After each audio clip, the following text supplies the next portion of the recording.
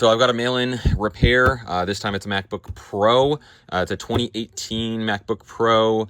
Not that that matters, but the same principle applies to a variety of different models that are out there. I've already removed the board, as you can see, from the housing.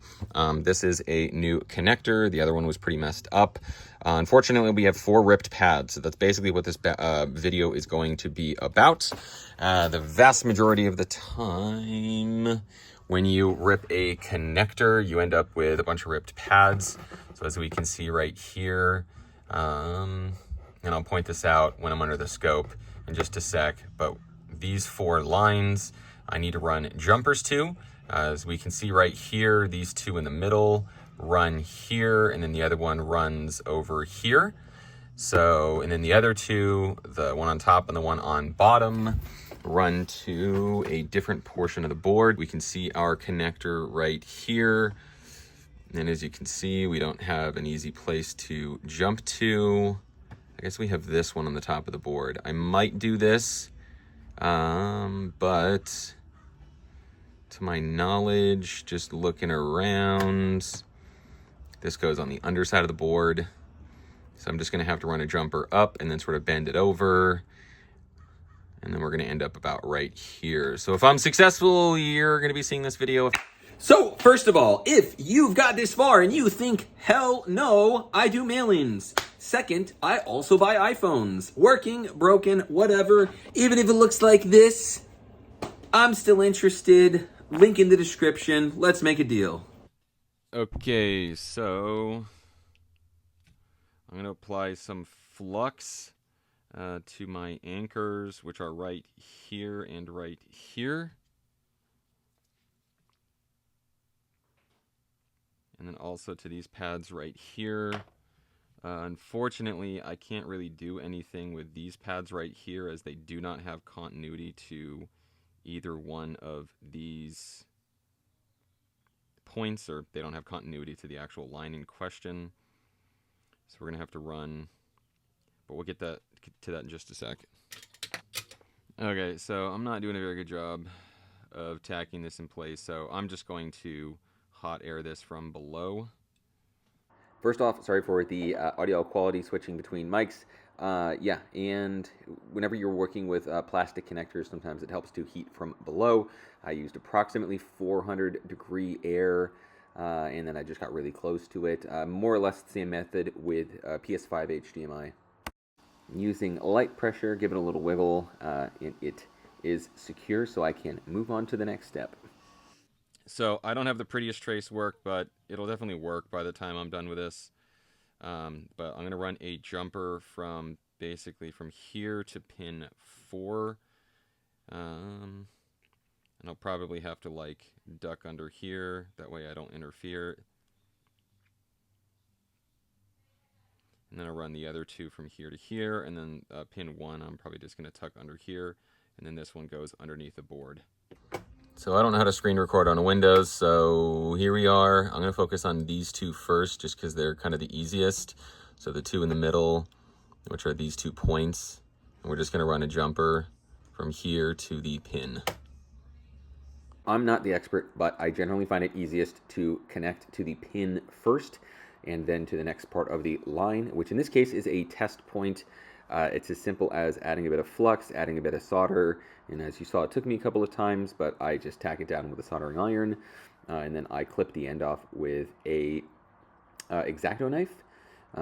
Gentle pressure, you're not going to damage the board or anything like that. These 2 points, I'm jumping to test points, which are these gold dots all over the board. You mainly use them just so you can test in diode mode or test for shorts in different areas, but in this case, it's a part of the line, so I'm using it. So now on to the more difficult one. I start at the pin first, and then I sort of curve around, and then I tack it in place with this UV cured, I forget what it is, resin gel. I don't know. If you're interested, ask me and I'll tell you. And I do this in more than one place, and I'm going to secure a couple of the other traces later this way, and then I flip over and then tack it again to another test point. And that's more or less it. And now it's time to clean up the rest of these traces. Just as good housekeeping, I want to make sure this doesn't accidentally short out or bridge on anything. The wire does have a coating on it, but anywhere there's solder could, in theory, short out or bridge against something else. So just want to make sure that's covered up. Last thing I want to do is get a warranty or have the customer's device stop unexpectedly. And then as you can see here, I'm just using some isopropyl alcohol, just clean up the surface so that I can apply my epoxy stuff. Which is solder mask. I have no idea what it's made out of, but you cure it with a UV light and you put it on pretty much anywhere that you either want to protect or tack into place. Like there we go, that's a point. We don't want that to short out or bridge on anything. And some of the different parts of wire have solder on them. It's kind of hard to see in the video, but once again, I don't want something to accidentally touch and then bridge. That is not going to be good for the customer or I. And yeah, so as you can see, I am struggling a bit here to sort of get this in place. So I sort of had to make it taut there and then sort of pinch it in just the right area before I put on just the right amount. So we have readings here, 567, 860, 840. This one reads as OL. There's a possibility that this is OL until... So the other pin had a... And I'll show you a little split screen right here. But the last pin... I guess technically all of them were right here.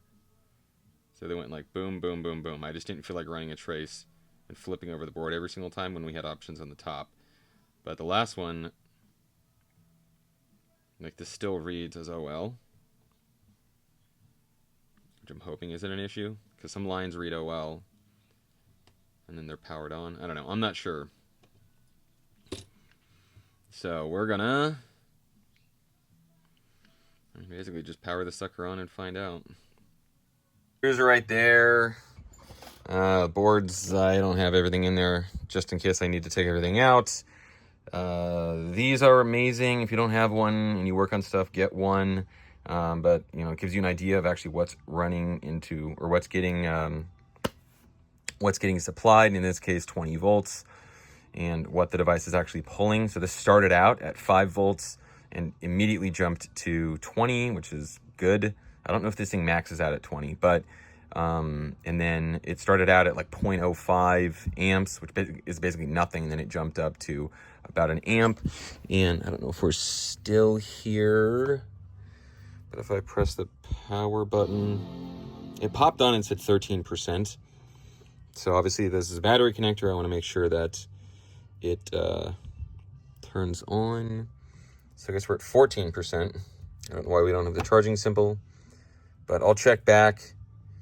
And in theory, if it can go from 14 to 15, it can go from 15 to 100. So that's what I'll be looking for. So I'm going to call this a success. We're still charging at 20 volts. And it's gotten all the way up to 82% from 13. So we know it's good.